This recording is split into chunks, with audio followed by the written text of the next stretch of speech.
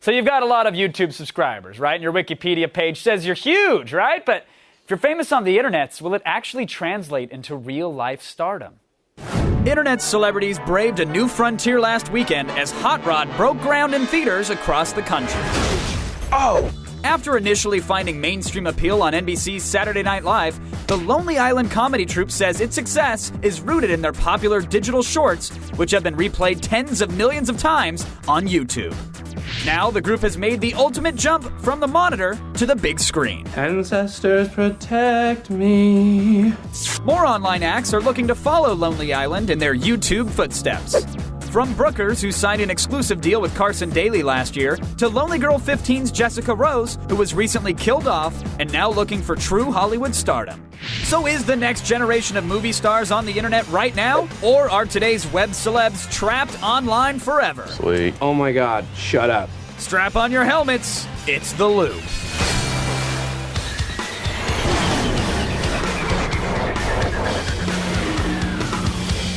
All right, my guest tonight, editor for Variety, a Loop veteran, Michael Schneider is here, and editor-in-chief for FilmThreat.com, Mark Bell. That's an excellent move there, Mark. I like that. Thank you. I'll give you a second to crush your opponent with it, but I want to start with Michael. It's been a while since I've seen him.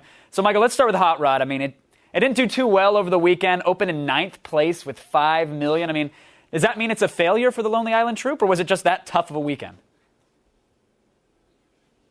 Aren't going to go see it. So, I guess, Hollywood once again learns that lesson. I don't think it's the death knell for the Lonely Island guys, but I do think this movie just wasn't probably the right movie to start off Andy Samberg's career. It wasn't a good start. Yeah, I think it's absolutely unfair to be saying this is a failure for Andy Samberg and the Lonely Island guys because, let's face it, this was a pre-packaged movie. Pam Brady wrote it. You had Lorne Michaels already producing it. It was written for Will Ferrell.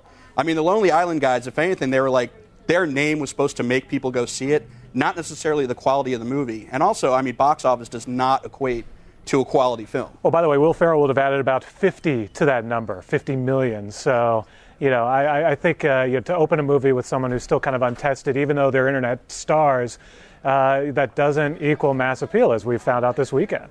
Well, I think that's what this loop is all about, really. And Mark, I'll pose this question to you because, these are the guys, these are the Lazy Sunday guys. They created a special gift in the box. So was it the fact that they were internet stars that got them this package deal, or was it the fact that they've been on SNL now? Well, it was absolutely the internet stardom that got them the package deal because they became popular on SNL because of the shorts, and the shorts became popular online.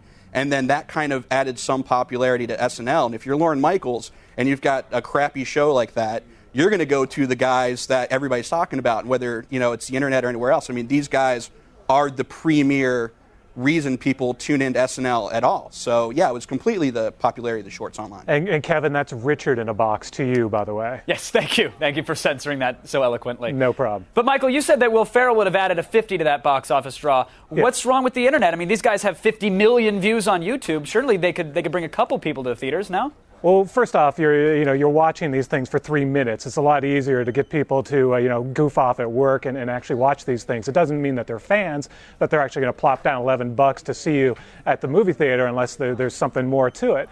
And the majority of these people are they're pretty much one-note sort of actors or one-note creators. Lonely Island guys, that's a little different, but sure. The majority of these people, they do one thing, you laugh, you move on.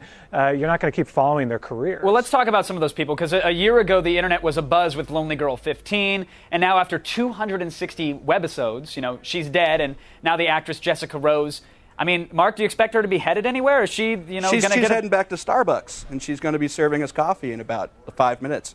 That's where I predicted she was going to go in the first place. And then you got 260 episodes just so that, like a cult can kill her for her blood.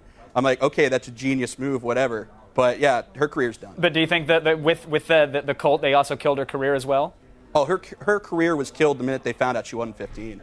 Yeah, I agree. Well, my interest in the series was at least, but that's a whole other story. You and every other 45 to 50-year-old out there. Right. Well, Kevin, your interest sort of decreased once you realized she wasn't going to lift that top up. As well, and to be fair. Ruined it for me. Yeah. Now, what about Brookers, though, Michael? Let's talk about her. Here's a girl that signs a deal with Carson Daly, the production company, 1 year.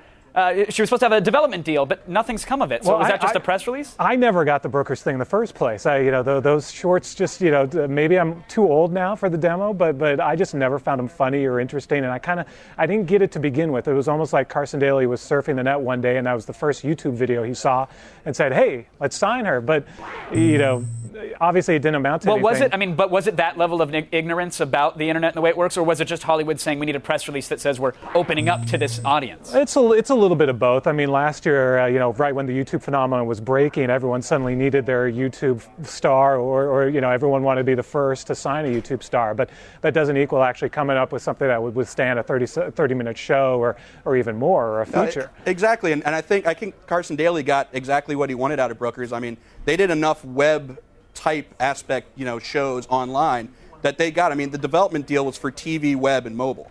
So they were not about to give her like a TV show. This was all about co-opting what was already an existing success. This was not about investing in Brooker's future. They took it over. They got what they wanted out of it. It's been a year. Bye, Brookers. Sometimes the worst thing to happen is to actually sign these deals where, granted, you make a lot more money, so maybe that's the reason to do it anyway, but once you kind of get co-opted by the establishment in a way, you lose that credibility and sort of that street cred with viewers, and also you sort of just become one of 1,000 as opposed to someone unique and original. Like what happened to Amanda Congdon? Everyone loved her in Rocket Boom, but now she's kind of lost on the ABC News site. So. Right. All right, well, I want to give the final word here to Mark then now. Mark, tell me, is Hollywood now going to be weary that what's popular on the internet might not be popular to a mainstream audience? I think Hollywood's going to be weary, but I think that what's happening now is it's not so much that Hollywood's trolling the internet for celebrities and personalities. I think Hollywood's going to the internet.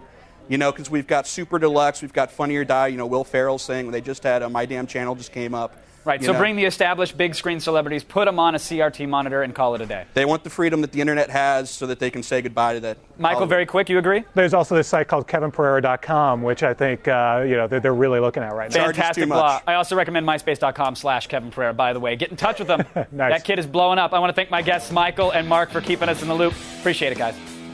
Attack of the Show, weeknights at 7, only on G4.